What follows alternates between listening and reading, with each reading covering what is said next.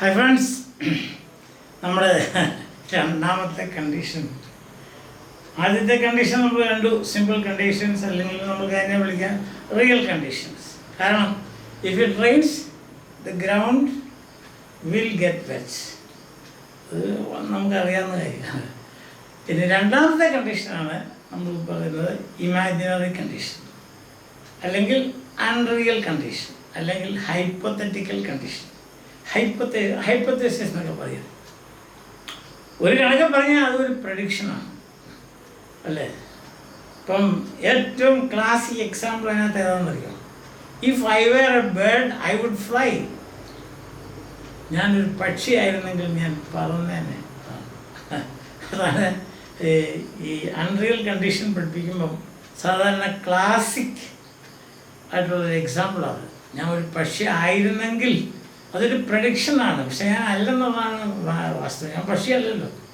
അപ്പം അതുകൊണ്ട് എനിക്ക് പറക്കാനും വയ്യ എന്നുള്ളതാണ് അതിൻ്റെ അർത്ഥമായിട്ട് കിടക്കുന്നത്. പക്ഷേ ഒന്ന് ഓർത്ത് നോക്കി, ഇങ്ങനെയൊരു ഭാവന ഇല്ലായിരുന്നെങ്കിൽ നമ്മുടെ ജീവിതം എന്തായി മാറുമായിരുന്നു? എന്തോ ഒരു ഡ്രൈ ആയാലല്ലേ. ഈ ഭാവനയിലാണ് സത്യം പറഞ്ഞാൽ നമ്മുടെ ജീവിതം മുഴുവൻ. നമുക്ക് ഹാപ്പി ഹോർമോൺസ് എന്ന് പറയുന്നത് അറിയാമല്ലോ. ഹാപ്പി ഹോർമോൺസ് ഉണ്ടാകുന്നതെല്ലാം ഈ ഭാവന വഴിയാണ്. നല്ല ഭാവന ഉണ്ടെങ്കിൽ നമുക്ക് നല്ല ഹാപ്പി ഹോർമോൺസ് നമ്മുടെ ശരീരത്തിൽ ഉണ്ടാക്കാൻ പറ്റുമെന്നാണ് സൈക്കോളജിസ്റ്റുകളൊക്കെ പറയുന്നത്. അതെ, ഓക്കെ. ഇനി ഇതിനകത്ത് നമ്മുടെ ഒരു കാര്യം എന്താണെന്ന് വെച്ചാൽ, ഏത് സബ്ജക്റ്റ് ആണെങ്കിലും ഇഫ് ക്ലോസിൽ വേർ ഉപയോഗിക്കണമെന്ന് നിർബന്ധമൊന്നുമില്ല. അതിൻ്റെ സീക്വൻസ് എങ്ങനെയാണെന്ന് ചോദിച്ചാൽ, ഇഫ് ക്ലോസിൽ സിമ്പിൾ പാസ്റ്റ്, മെയിൻ ക്ലോസിൽ വുഡ് പ്ലസ് വെർബ്, ഒരു മാറ്റമില്ലാതെയാണ്. എക്സാമ്പിൾ തന്നെ, if I got enough money I would spend it on charity. ഇതാണ് പാസ്റ്റ്, സിമ്പിൾ പാസ്റ്റ്. അത് വുഡ് പ്ലസ് വെർബ്, അതിനൊരു മാറ്റമില്ല. ഇതുണ്ട് simple past, would plus verb. ഇനി ഈ വുഡിന് പകരം കുഡ് വരാം, ഓർ മൈറ്റ് വരാം. അങ്ങനെയൊരു കാര്യമുണ്ട്, ഒരു വേരിയേഷനുണ്ട്. ഇപ്പോൾ ഉദാഹരണത്തിന് if I got enough money I could spend എന്ന് പറയാം. If I got enough money I might spend എന്ന് പറയാം. ഒരു ചെറിയ വ്യത്യാസമുണ്ട്. ഉദാഹരണം പറയാം, മൈറ്റ് സ്പെൻഡ് എന്ന് പറഞ്ഞാൽ അത്ര ഷുവറല്ല. പൈസ കിട്ടിക്കഴിയുമ്പോൾ ചിലപ്പോൾ മാറ്റമൊക്കെ വരും, മനസ്സിന് മാറ്റമൊക്കെ വരും. ഐ കുഡ് എന്നുള്ളത് എനിക്ക് പറ്റും, പക്ഷെ ആ വുഡ് എന്ന് പറയുമ്പം ആ ഒരു ഡിറ്റർമിനേഷൻ കൂടുതലുണ്ട്, അത്രയേ ഉള്ളൂ.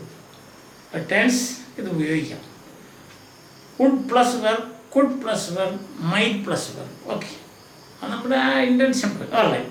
ഇനി ഇതല്ല ഞാൻ പറയില്ലേ, ഇഫ് ഐ വെയർ, നമ്മൾ സാധാരണ പറയുന്നത് എങ്ങനെയാണ്? ഫസ്റ്റ് പേഴ്സൺ സിംഗിൾ ആണെങ്കിൽ ഐ വാസ് എന്ന് വേണം. പക്ഷേ ഈ ഭാവന അല്ലെങ്കിൽ ഇമാജിനറി കണ്ടീഷൻസിൽ ഫസ്റ്റ് പേഴ്സൺ സിംഗിൾ ഐക്ക് ശേഷം വേർ ഉപയോഗിക്കാം. അത് തന്നെയല്ല, ഏത് സബ്ജക്റ്റിൻ്റെ കൂടെയും വേർ ഉപയോഗിക്കാം. Were for all subjects. For example ഇതുണ്ടല്ലേ, okay, if I were rich, if I got enough മണിക്ക് പകരം ഇഫ് ഐ വെയർ റിച്ച് എന്ന് പറയാം. If I were a bird I would fly, ഞാൻ പറഞ്ഞില്ലേ. If we were giants we could eat tons of meat. She might send a gift if I requested her. ഞാൻ തിരിച്ചിട്ടേ ഉള്ളൂ. If I requested her she might send a gift. If they apologized the principal would forgive them. My parents could help me if they were rich. ഇതിന് പകരം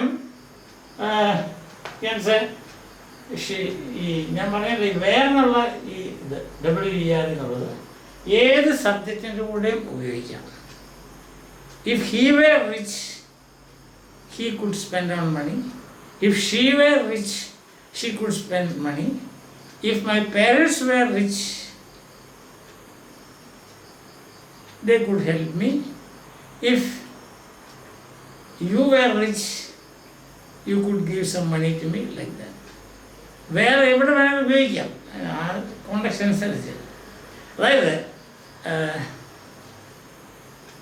imaginary conditions ഏത് സബ്ജക്റ്റിൻ്റെ കൂടെയും were ഉപയോഗിക്കാം. Appropriate position ആയിരിക്കണം, അവിടെ suitable ആയിരിക്കണം. അതാണ് ആ സിറ്റുവേഷന് സ്യൂട്ടബിൾ ആയിരിക്കണമെന്ന് മാത്രം. അല്ലെങ്കിൽ സിമ്പിളായിട്ട് പറഞ്ഞാൽ എപ്പോഴും ഇഫ് ക്ലോസിൽ സിമ്പിൾ പാസ്റ്റും മെയിൻ ക്ലോസിൽ would plus verb, like could plus verb or might plus verb. മനസ്സിലായോ? പിന്നെ ഞാൻ പങ്ക്ച്വേഷൻ്റെ കാര്യം പറയല്ലോ. മെയിൻ ക്ലോസിൽ തുടങ്ങിയാൽ പങ്ക്ച്വേഷൻ ഇല്ല. ഇഫ് ക്ലോസ് തുടങ്ങിയാൽ ഇഫ് ക്ലോസിൻ്റെ അവസാനം വരുമ്പോൾ പങ്ക്ച്വേഷൻ വേണം. അതാണ് ഇത് നമുക്ക് കാണാനുള്ളത്. If we were giants comma. അതേസമയം she might send a gift if I അതിനകത്ത് കോമ ഇല്ല. മനസ്സിലായോ? ഇതാണ് ഇമാജിനറി കണ്ടീഷൻസിനെ പറ്റി പറയാനുള്ളത്. ഇമാജിനറി കണ്ടീഷൻസ് ഇല്ലായിരുന്നെങ്കിൽ ഈ ലോകം എന്ത് ഡ്രൈ ആയി പോയതല്ലേ. So by.